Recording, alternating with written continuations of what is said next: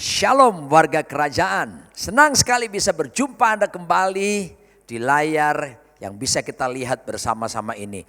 Dan sebelum saya akan sharingkan kebenaran firman Tuhan, mari kita akan bersama-sama berdoa di hadapan Tuhan kita. Bapa Sorgawi, dalam nama Yesus kami menantikan firman-Mu dan kami percaya bahwa firman-Mu itu ya dan amin. Firman-Mu itu pelita bagi kaki kami serta terang bagi jalan kami. Firman-Mu yang bila kami renungkan akan membuat kami bertindak hati-hati sesuai dengan segala yang tertulis di dalamnya. Sehingga dengan demikian perjalanan kami akan dibuat Tuhan menjadi berhasil. Dibuat Tuhan menjadi beruntung. Kami sungguh percaya langit, bumi dan segala kemuliaannya dibangun manusia tidak kekal dan akan segera berlalu. Tapi satu hal yang pasti, perkataanmu, firmanmu tidak mungkin akan berlalu, melainkan kekal sampai selama-lamanya. Berfirmanlah, kami siap untuk mendengarkannya dalam nama di atas segala nama, Raja di atas segala raja, Tuhan kami Yesus Kristus. Amin. Apa yang mau saya sampaikan pada saat ini adalah tentang promosi. Tapi bukan sekedar promosi untuk mempromosikan diri sendiri, tetapi promosi yang dikaitkan dengan emerging new leaders. Bagaimana kita mempromosikan orang-orang yang kita pimpin, orang-orang yang kita mentori, orang-orang yang kita bapai, orang-orang yang kita bina. Bukan berpikir hanya sekedar untuk kepentingan kita, tapi bagaimana kita juga mempersiapkan mereka supaya mereka bergerak. Dan kita menyediakan lahan, menyediakan panggung, menyediakan tempat buat mereka. Untuk mereka bisa lebih berkembang, bahkan menjadi lebih baik dari setiap kita. Tapi sebelumnya kita akan melihat apa kata Alkitab tentang promosi. Mari kita lihat lebih dulu di dalam Mazmur 75 ayat yang ke-6 sampai ayat yang ke-7. Alkitab berkata begini, sebab bukan dari timur atau dari barat, dan bukan dari padang gurun datangnya peninggian itu. Kata peninggian mengandung pengertian promosi. Tetapi Allah adalah hakim. Direndahkannya yang satu dan ditinggikannya yang lain. Atau dipromosikannya yang lain. Alkitab jelas berkata, promosi yang sejati bukan datang dari upaya manusia pribadi kita sendiri. Ya, ini berbeda dengan mempromosikan barang ya. Berbeda dengan mempromosikan produk. Ini berbicara tentang promosi diri. Tentunya promosi sejati bukan datang dari tempat lain. Utara selatan, ini bicara tentang lokasi atau apapun. Ya, tetapi Alkitab berkata promosi sejati itu datang daripada Tuhan kita sendiri. Bila tidak, awas. Orang akan terjebak dengan mempromosikan diri sendiri dengan menghalalkan segala cara. Bahkan ada yang orang menjual imannya, bahkan menjual diri dan sebagainya. Saudaraku, betapa ngeri sekali demi menaik satu karir tertentu, jenjang tertentu, pangkat tertentu. Ada orang-orang sampai akhirnya demi berpikir untuk kepentingan diri sendiri, menjual iman percayanya. Berapa banyak kita lihat dan itu tidak menjadi rahasia lagi, ada di sekitar kita. Ada orang-orang tertentu yang kita terkejut, ternyata dia bisa naik pangkatnya, naik mencapai satu posisi tertentu, tapi telah merubah nama. Bukan sekedar merubah nama, tapi merubah keyakinannya. Meninggalkan Tuhan, menjual Yesus Kristus supaya dapat pangkat tertinggi. Mari kita mau lihat di sini. Ini yang berbahaya sekali, ya. Kita terjebak hanya berpikir untuk kepentingan sendiri sampai menghalalkan segala cara. Ada yang lain lagi. Orang mempromosikan diri dengan jalan bagaimana? Menjual diri. Berapa banyak saudaraku dikasih Tuhan bahkan dibuat film oleh Hollywood. Seorang yang pegawai biasa hanya karena punya ambisi yang kuat ingin duduk di top management. Tapi dia tidak melakukan dengan memberikan prestasi yang benar dari pekerjaan. Tapi dilakukannya dengan jalan menjual tubuhnya. Dan memang akan terus naik jenjang itu. Tetapi apakah kita harus mencapai promosi dengan cara seperti ini? Alkitab menyediakan promosi bisa diberikan oleh Tuhan kepada anak-anaknya, kepada warga kerajaan. Asal kita hidup dalam kebenaran, menggenapi setiap perkataan yang Tuhan inginkan terjadi dalam hidup setiap kita. Dan untuk itu mari kita belajar. Dari siapa saudaraku? Kalau bukan tidak, kita akan belajar dari satu pribadi yang kita kagumi dan kita teladani. Dialah Tuhan kita, Yesus Kristus. Dan ini adalah satu promosi yang hebat yang diberikan Bapa kepada Kristus. Kita mulai saudaraku dan kita ambil pelajaran yang luar biasa ini. Ini pun dapat terjadi atas setiap kita saudaraku. Tanpa harus mengambil jalan-jalan serong, jalan-jalan dosa, jalan-jalan bagaimana kita menjual iman dan menjual diri. Tapi kita tetap hidup dalam kehendak Tuhan, dalam kebenaran daripada Tuhan, dan itu akan sungguh-sungguh membawa keharuman nama Tuhan, dan itu akan punya dampak yang sangat positif bagi banyak orang lain. Kita lihat dalam Matius pasal yang ketiga ayat 16 sampai 17. Alkitab jelas berkata, sesudah dibaptis Yesus segera keluar dari air, dan pada waktu itu juga langit terbuka dan ia melihat Roh Allah seperti burung merpati turun ke atasnya. Lalu terdengarlah suara dari sorga yang mengatakan, inilah anakku yang kukasihi, kepadanya lah aku berkenan. Luar biasa. Waktu itu dalam peristiwa di mana Yesus dibaptis oleh Yohanes Pembaptis. Setelah selesai dibaptis keluar dari air, tiba-tiba langit terbuka. Dan kemudian ada Roh Kudus yang datang seperti burung merpati. Dan terdengar suara yang luar biasa. This is my beloved son. Inilah putraku yang kukasihi, kepadanya lah aku berkenan. Bukankah ini promosi yang dinyatakan Bapa Sorgawi kepada Yesus? Orang-orang mendengar di situ. Ya, ada suara yang luar biasa yang memberikan promosi peninggian kepada sang putra. Kenapa itu terjadi?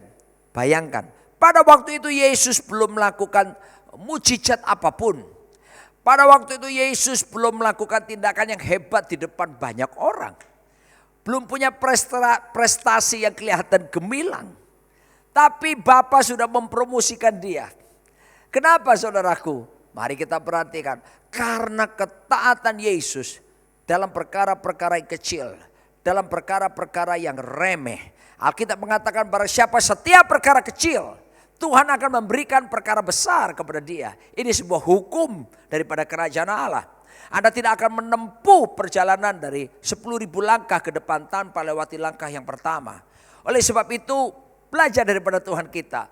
Bagaimana dia datang sebagai 100% manusia, menjelma jadi manusia. Dan dia harus tinggal di sebuah keluarga. Dia harus tunduk pada otoritas orang tua secara dagingnya.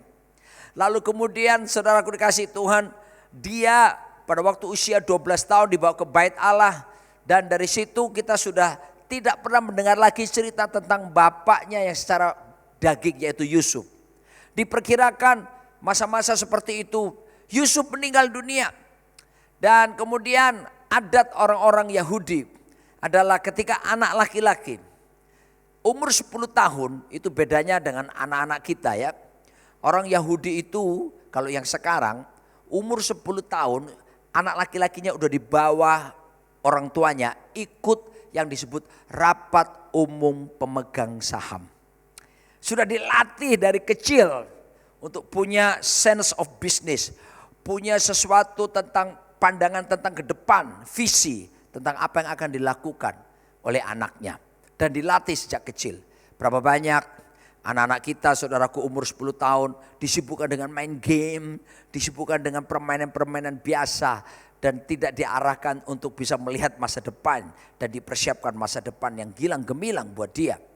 Dan adat Yahudi pula, laki-laki umur 10 itu dan kemudian umur 12 tahun harus membantu orang tuanya. Diperkirakan pada waktu itu ketika sang ayah Yusuf meninggal, Yesus kemudian menghidupi keluarganya, bertanggung jawab untuk menghidupi mamanya dan juga menghidupi adik-adiknya yang dilahirkan oleh Maria karena hubungan dengan Yusuf. Sementara Yesus adalah benih daripada Roh Kudus yang hanya meminjam rahim daripada Maria.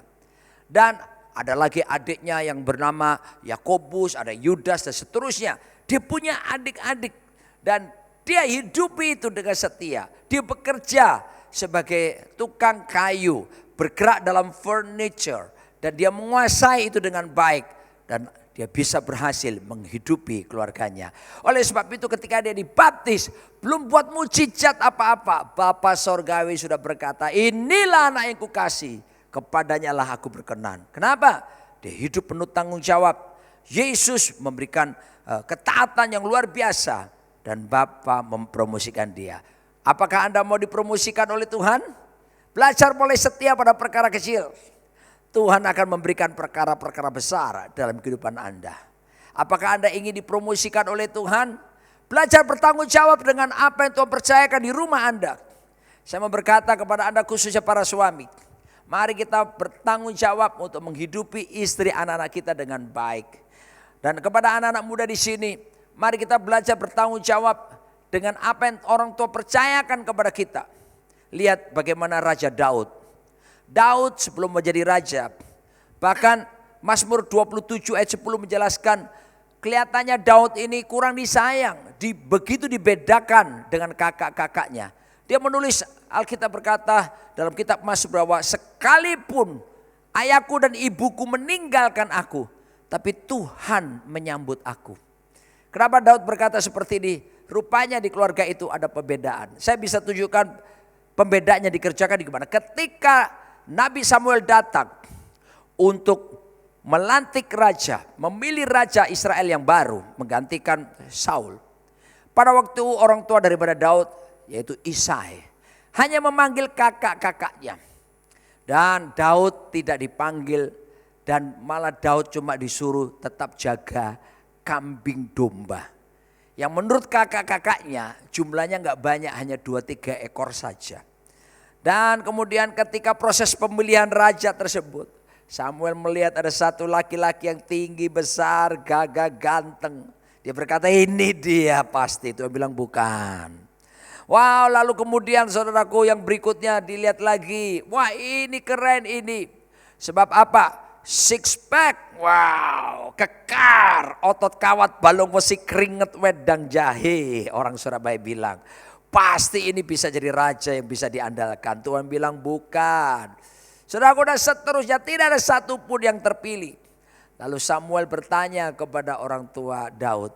Adakah lagi anakmu? Baru Isai berkata, oh ada lagi satu anak laki-laki. Lagi sedang jadi gembala menjaga kambing domba. Dan seketika itu diminta untuk dipanggil. Dan Tuhan berkata kepada Nabi Samuel, inilah orangnya. Kenapa dia mendapatkan pilihan? Kenapa Daud kemudian mengalami promosi? Kita lihat saudaraku dikasih Tuhan. Sekalipun kurang disayang, tetapi sikap Daud adalah bertanggung jawab dengan apa yang dipercayakan kepadanya di dalam lingkungan rumahnya. Contoh, dia disuruh jaga kambing domba. Ada singa datang. Bahkan singa itu berhasil menerkam salah satu kambing dombanya. Alkitab mencatat bagaimana Daud tidak lari ketakutan meninggalkan dan membiarkan kambing domba tercerai-berai. Justru dia melawan singa itu. Dan membuka mulut singa itu untuk melepaskan cengkraman gigitan kepada domba atau kambing yang dilakukannya. Dan kemudian Alkitab mencatat dia bunuh singa itu. Luar biasa bukan? Dan kemudian kalau ada musuh yang lain yaitu beruang datang. Daud tidak tinggal diam dan lari atau ketakutan, dia lawan itu beruang, tangkap janggutnya dan dibunuhnya itu beruang. Dia bertanggung jawab dengan apa yang dipercayakan oleh orang tuanya kepadanya. Buat orang-orang muda di sini, mari kita belajar untuk apa yang Tuhan percayakan lewat orang tuamu kepada setiap kita.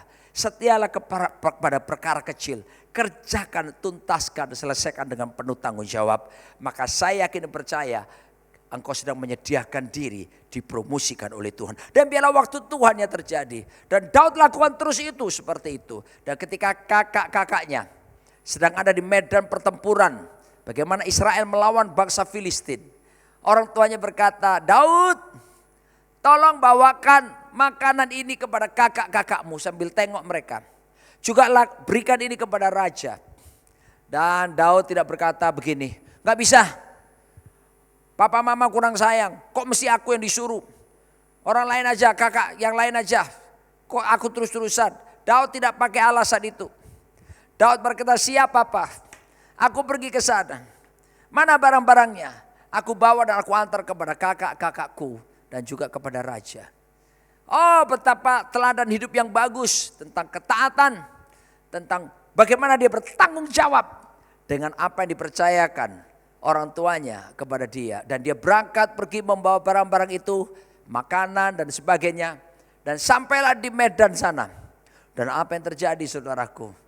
Daud terkejut sebab orang Israel sedang dihina, ditantang habis-habisan oleh Goliat. Dan Goliat berkata, siapa yang berani melawan aku? 1 lawan 1. Kalau aku kalah, maka bangsaku Filistin jadi budakmu. Tetapi kalau kamu kalah, maka kamu akan menjadi budak kami. Tidak ada satupun yang berani. Dan bahkan Raja Saul yang Alkitab katakan tingginya rata-rata di atas sebahu, di atas orang-orang yang lain. Dia tinggi sekali, gagah besar. Tidak berani maju. Tapi Daud, seseorang yang dipilih oleh Tuhan ini, datang dan berkata, saya siap menghadapinya. Wow saudaraku, Saul saudaraku, karena tidak ada orang lain, oke silakan kamu maju. Tapi kamu pakai pedang saya. Saul kan tinggi sekali, pedangnya tentu panjang. Waktu diberikan ke Daud, ternyata pedangnya itu kepanjangan. Kalau Daud jalan itu menggeser tanah, saudaraku, menggesek tanah dan menimbulkan bekas di situ. Lalu kemudian Daud berkata, gak usah pakai ini. Kemudian diganti dengan yang lainnya. Apa itu? Diberikan jubah daripada Raja Saul. Wow, jubah yang tentu disertai dengan lapisan-lapisan tertentu yang tidak mudah untuk bisa dilukai. Tapi waktu dikenakan, kan Raja Saul begitu tinggi, waktu dipakai jubah itu ternyata jadi seperti long dress buat Daud. Kepanjangan dan tidak efektif lagi, dilepas oleh Daud. Saul berkata, pakai helm saya, melindungi kepalamu. Begitu helm dipakai, dikenakan di atas kepalanya. Dan Daud menoleh ke kiri maupun ke kanan, helmnya tetap melihat ke depan karena kebesaran. Lalu Daud melepas semuanya itu, dan dia hanya pergi mengambil 5 batu saja. Kenapa 5 batu kecil yang diambil? Ya, kenapa tidak 10? Tentu kalau ke 10 pasti keberatan. Ada orang bilang, oh Pak 5 itu angka anugerah. Wow saudaraku, begitu rohani sekali jawabannya itu ya. Tapi saya mau katakan kepada saudaraku, ini lepas dari angka anugerah. Sebab kalau mengambil lebih daripada 5 tentu akan keberatan. Tapi kalau 5, saya berpikir begini, Daud mungkin berkata begini, kalau 1 saya lepaskan gak kena masih ada 4. Kalau saya lepaskan 1 masih ada 3, masih ada 2. Dan semakin dekat pasti kena, seperti itu. Dan kemudian saudara dan saya sudah tahu ceritanya bagaimana di 1 Samuel pasal ke-17. Singkat kata Daud berhasil mengalahkan Goliat. Dan pada waktu dia mengalahkan Goliat, apa yang terjadi? Promosi besar-besaran terjadi. Orang mempercakapkan, bahkan dibuat lagu. Bagaimana membandingkan antara Daud ya dan Raja Saul itu sendiri. Daud dikatakan membunuh berlaksa-laksa. Lebih hebat. Saudaraku, dalam waktu singkat. Percayalah kalau Tuhan berkehendak, maka namanya promosi itu Tuhan bisa kerjakan. Seantero Israel bahkan Filistin dan bangsa-bangsa yang lain mendengar bagaimana satu orang pemuda desa diangkat oleh Tuhan dan namanya langsung dibicarakan di mana-mana. Bagaimana itu mungkin bisa terjadi? Sederhana. Karena Daud belajar bertanggung jawab dengan bagian ditentukannya di dalam rumahnya, di lingkungannya. Daud, saudaraku, belajar untuk menghormati orang tua dengan baik. Dan Tuhan melihat itu dan dipromosikan. Sebagaimana kita melihat Kristus seperti itu pula. Berikutnya kita lihat poin yang berikutnya tentang bagaimana mengalami promosi daripada Tuhan. Dalam Matius pasal yang ke-17 ayat yang ke-5.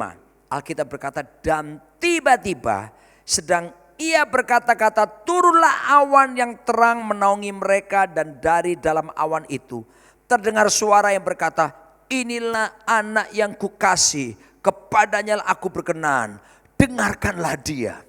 Wow, hampir sama dengan peristiwa pembaptisan tadi, tapi bedanya ketika waktu itu Yesus membawa 3 muridnya, yaitu Yohanes, Yakobus, dan Petrus. Dan di sebuah gunung mengalami transfigurasi, perubahan wajah, dan Kristus Yesus ketemu dengan Musa dan Elia dan berbicara dengan mereka. Dan pada waktu itu terjadi, setelah itu terdengar suara dari sorga, dari Sang Bapa Sorgawi, inilah anak yang kukasihi, kepadanya aku berkenan. Yang berbeda dengan peristiwa pembaptisan tadi ada satu kalimat ditambah, dengarkanlah dia. Perhatikan kata dengarkanlah dia. Kenapa Bapa berkata seperti itu? Sebab Kristus telah membuktikan dia menunaikan tanggung jawab dengan baik, dan semua perkataan, ajaran yang dia lakukan itu yang dia ajarkan, semua pengajaran dilakukannya. Yesus bukan sekedar mengajar, tapi Yesus melakukan apa yang diajarkan. Yesus bertanggung jawab dengan apa yang diperkatakan. Konsekuen dengan apa yang diajarkan, apa yang dikatakan, itu pula yang dilakukan. Dan inilah dia, Yesus juga memberi keteladanan hidup yang luar biasa kepada murid-muridnya, kepada orang-orang yang ada di daerah itu. Mari saya mau katakan kepada setiap kita, bagaimana kita mau dipercayakan oleh Tuhan, dipromosikan. Bahkan perkataan kita, nasihat kita, pemikiran kita, agar bisa didengar oleh orang lain. Ini berbicara Bapa memberikan kewibawaan kepada Kristus supaya orang lain bisa mendengarkan. Mari belajar untuk kita pegang perkataan kita, untuk kita menghidupi kebenaran firman Tuhan. Belajar hidup untuk hormat dan takut, taat akan kebenaran firman Tuhan. Ketika kita melakukan bagian kita firman Tuhan, jangan khawatir. Gak usah bingung cari sana cari sini tentang promosi. Bapak Sorgawi akan mempromosikan hidup kita. Dan diangkatnya kita, ya, dalam cara dan kehendak Tuhan, dan tentunya dalam waktu Tuhan yang tepat. Ambil bagian seperti ini, bagaimana Kristus melakukannya dengan penuh setia, dan dia tetap komitmen mengajar dan melakukan, memberikan keteladanan hidup. Saya mau berkata kepada setiap orang tua yang menyaksikan siaran ini, mari kita menjadi teladan yang kuat buat anak-anak kita. Children see, children do. Anak-anak melihat, anak-anak akan melakukannya. Dan mari kita minta anugerah Tuhan supaya sebagai orang tua kita pun menjadi punya teladan yang kuat dan sesuatu yang tidak bisa dilupakan oleh anak-anak kita seumur hidup kita. Dan beberapa waktu lalu, tepatnya tanggal 20 September, saya dan istri saya merayakan ulang tahun pernikahan yang ke-28. Dan seperti Bapak Ibu tahu bahwa anak pertama saya sudah for good, sudah pulang ke Indonesia dan sudah bekerja di Bandung. Lalu kemudian 2 anak lagi yang putri masih ada di Amerika, di Los Angeles. Dan ketika merayakan ulang tahun pernikahan, tentu kami tidak merayakannya karena masa PSBB. Dan anak saya yang pertama David sengaja datang dari Bandung. Dan kemudian dia yang berinisiatif untuk merayakannya. Dia pesan makanan dan sebagainya dan mengundang beberapa orang untuk bersama-sama makan bersama merayakan ulang tahun pernikahan.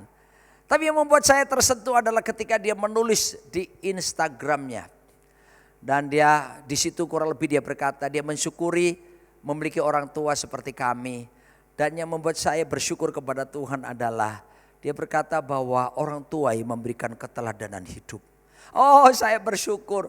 Saya terus berkata, Tuhan beri saya anugerah untuk terus menjadi orang tua yang bisa menjadi teladan yang baik buat semua anak-anakku. Bahkan nanti cucu-cucu dan cicit-cicit. Saudaraku dikasih Tuhan, jadikan aku seseorang yang punya teladan yang kuat untuk jemaat yang Tuhan izinkan aku layani. Saudaraku dikasih oleh Tuhan, demikian dilakukan oleh Tuhan Yesus Kristus. Dia menjadi teladan yang luar biasa. Dan kemudian Bapa berkata, dengarkanlah dia. Kewibawaan dibangun bukan karena merubah suara. Sehingga kita ketemu orang langsung kita rubah suara. Saudara, apa kabar? Kalau khotbah seperti ini pun, jemaat dikasih Tuhan, perhatikan firman Tuhan. Saya percaya justru akan membuat orang lain tertawa melihat saudara. Be yourself, jadi seperti dirimu sendiri. Bagaimana kewibawaan dan membuat orang lain bisa mendengar perkataan Anda. Belajar hidup seperti Tuhan Yesus Kristus. Dia menghidupi setiap perkataannya. Dia menjadi teladan yang kuat dan dia bertanggung jawab dengan semua yang dia ajarkan. Berikutnya lagi bagaimana promosi datang. Haleluya. Mari kita lihat firman Tuhan di dalam Yohanes pasal 12 ayat 32 sampai 33. Dan apabila aku ditinggikan dari bumi, aku akan menarik semua orang datang kepadaku. Ini dikatakannya untuk menyatakan bagaimana caranya ia akan mati. Ayat ini seringkali disalah artikan oleh para pemuji penyembah, pemimpin pujian ketika di mimbar. Mereka suka berkata, mari kita tinggikan Yesus. Sebab Alkitab berkata kalau Yesus ditinggikan dia akan menarik semua orang datang padanya. Dalam pemikirannya agar supaya gerejanya penuh karena kita memuji menyembah Tuhan, nanti Tuhan menarik orang datang. Sebetulnya ayat ini berbicara tentang bagaimana Yesus menubuatkan bagaimana caranya dia mati. Dia harus tergantung di atas kayu salib antara langit dengan bumi itu. Dan disitulah ketika dia memberi diri, memberi nyawanya, tergantung mati di kayu salib. Dan disitulah saudaraku dikasihi Tuhan, sebetulnya peninggian datang. Karena Alkitab anak manusia itu apabila aku ditinggikan. Ini berbicara tentang bagaimana dipromosikan. Yaitu caranya bagaimana? Yesus memberi diri menjadi korban. Punya hati yang berkorban. Ini luar biasa sekali. Bagaimana kita dipromosikan oleh Bapa dalam hidup setiap kita.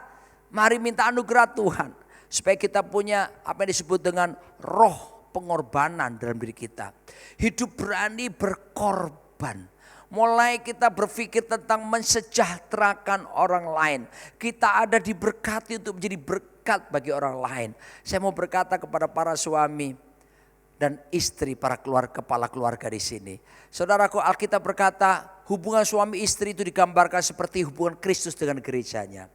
Bahkan hai suami, kasihlah istrimu sebagaimana Kristus telah mengasihi jemaatnya gerejanya. Kristus telah rela mati berkorban bagi gerejanya buat kita semua. Saudara, saya punya pengalaman yang membuat saya harus minta ampun sama Tuhan. Ketika istri saya satu hari tiba-tiba di pagi hari setelah kita bangun mesbah, lalu kita baca Alkitab sama-sama, tiba-tiba dia berkata, sayang tolong dong anterin aku cari makanan. Anterin aku ya, rumah kami di Kelapa Gading saudaraku. Dan dia minta diantarkan cari makanan di daerah Taman Palem. Sekian puluh kilometer saudaraku dari rumah dan masa PSBB di mana depot makanan tidak boleh dine in, tidak boleh makan di tempat, hanya boleh bungkus. Saya bilang sama istri saya, kalau untuk makanan bungkus aja ngapain? Kita bisa pesan lewat diantar lewat Gojek dan GoFood dan bla bla bla seperti itu.